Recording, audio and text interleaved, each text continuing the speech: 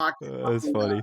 All right, yo, fantasy time, Matt V. Last year, we had a rookie in Justin Jefferson coming like the world on fire in terms of fantasy and in terms of just his production on the field. Is there anyone you see at that caliber? It's not, not even if it's just Justin Jefferson, as he ended up as wide receiver 6 in fantasy. But is there a guy you see who has that potential that could have this breakout fantasy season, even if it's not at the wide receiver position? Anyone in this draft?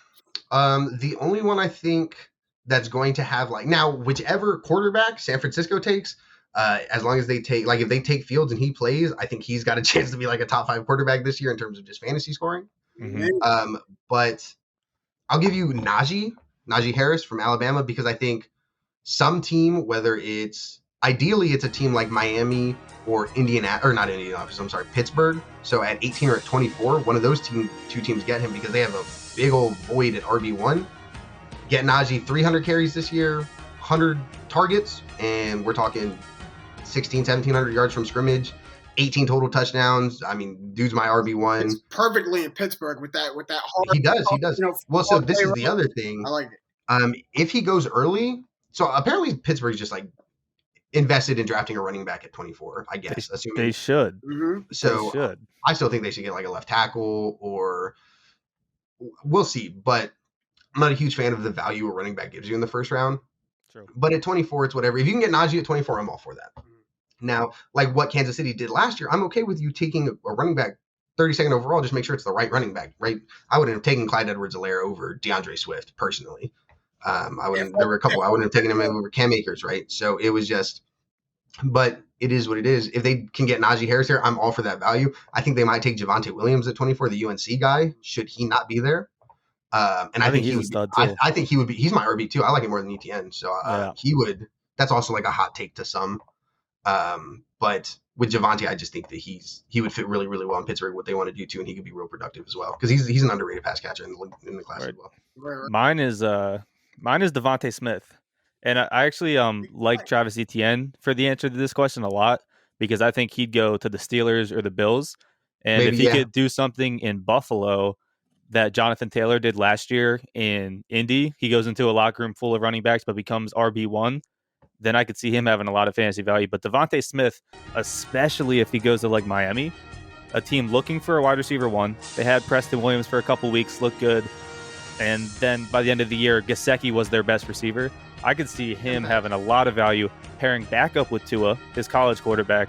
I think Devontae Smith could break out a lot in fantasy next year. Yeah. And he's a high PPR guy. He gets open. Yeah. And he catches everything. He's the best hands I've ever watched. Yeah, for me, it's Jamar Chase goes to Miami. He's my fantasy breakout. Right. That's yours, Matt? Jamar Chase? That's my other issue with Chase. So, that's my other issue with Chase is his skill set is so redundant to the teams that are so commonly connected to him, right? That Tyler Boyd and T. Higgins thing in Cincinnati, pretty similar skill set. They're both physical receivers who aren't going to separate a ton, but are going to catch the passes that are thrown to them. Same thing in Miami that has Devontae Parker and Preston Williams. You throw Jamar Chase in there, it's the same issue, right? The guys just aren't separating consistently for Tua, who's a timing guy. So I do think that's my biggest issues with Jamar Chase. It's not that I don't like the prospect, right? He's a first round guy. It's the teams that are taking it. It's just that the value some put on him and where I think he's going to get drafted and where the NFL is putting value on him, I just can't get on board with that. Oh, okay. But that's your stat, Matt. That's your fantasy guy, though? Yes, if he goes to Miami? Take that. Come on, man. While we're gassing up with a showdown. Preston Smith is a fit. That's Preston Williams. Preston Williams. Yeah, my bad. So many names. I get Devontae Parker's a really good player, but it's when I know Miami's good, but drafting talent is just you can't try to Swiss Army knife every pick. And I just think Chase is going to be an absolute stud from the beginning. And I think Miami's a good place for him to thrive because they're a well-oiled, they're a team that's good instead of going to, if he goes to Cincinnati, I think it's going to be rough. Yeah, I actually think the Dolphins fit would be all right for him. It's an easy locker room. You're going to get playing time right away. You got a good team. I like Flores as a coach. I could see that. Is it dependent on the quarterback that's throwing to him, though? I still like Tua. I still like Tua believers. I am. Because taking Jamar Chase means they haven't upgraded the quarterback position, quote unquote, haven't upgraded the quarterback position. So I don't think you take someone top 10 after taking Tua last year. I mean, I don't think. Listen, that's ironic because Miami fans were so like when Washington passed on Tua for Chase Young because they had drafted Dwayne Haskins the year before. Miami fans were like, "Oh, Washington's so stupid. Like, why wouldn't they have considered Tua there? Blah blah blah blah." And now people are all like, well, "What if Miami wanted a quarterback?" And they're like, "Oh, Tua." Yeah, that's funny. Go Who's figure. yours, James? Chase Young is a monster. Like Chase Young is a monster. Whether or not you think Tua is good. Like it does, Chase Young was obviously the right pick. And like you said, just draft talent. That's what Washington did, right? They just took the best. Speaking of just draft talent, Kyle, that's my answer is Kyle Pitts because I think Kyle Pitts fits this modern era of tight end where you could split out wide and just be a matchup absolute nightmare. To me, DK Metcalf is also in that category, but he's just faster than a lot of these guys. But Darren Waller, Travis Kelce, a Zach Ertz when he had those great 2 seasons where it's a receiver who's too big too big for a D-back but too fast for a linebacker. What do you do with him? And I think Kyle Pitts is going to be right there. I think that's really team dependent, though. I think that's got to he's got to go to a place where he is. If he goes to Atlanta, he'll go off. I think Atlanta is the best case, and so I love Kyle Pitts. Right, Kyle Pitts is my 4th rated player. Shout out Philadelphia repping. Yes, sir. Went out here to Archbishop Wood, right? I think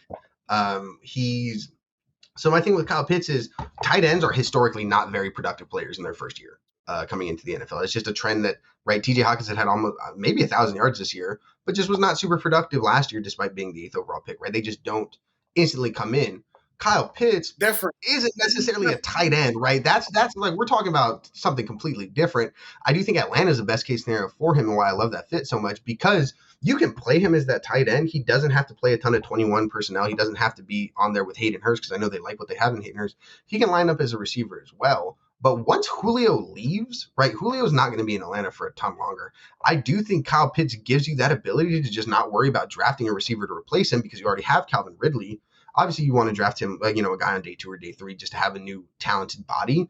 But Kyle Pitts gives you the luxury of being able to move on from Julio because he's so position versatile. He's able to play everywhere. You can flex him wherever that he's just now your number 1 target. He's not necessarily your number 1 receiver. He's not your number 1 and it doesn't matter. You're a weapon regardless of what you're like. And I think that's exactly what Travis Kelce does in Kansas City where like his position is tight end, but he's the second target on offense. Yeah. But in terms of fantasy, I think Kyle Pitts has the opportunity to be the number 3 fantasy tight end because there's so many lists. There's so many. Yeah, no, that's a good one. You know what I mean? That's a good one. I just looked at the top 10 too because you guys are talking about Fitz, and he's going to be a top 10 pick. Kyle Pitts does not slide further in top 10. I don't know if Kyle Pitts will make it past 6. Yeah, the only fit in the top 10 I don't like is Detroit.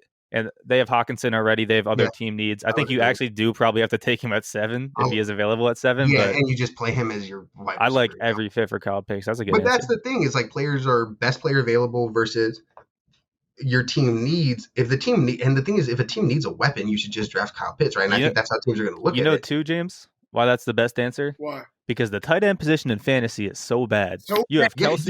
You have the 3 guys. Like if you don't have the top guys and you're facing the top guy, your tight end's Hayden Hurst and you're facing Travis Kelce. And I think Pitts can get up there. Rotation last year of Jimmy Graham. Yeah. Right, that's where it started. That's where it started.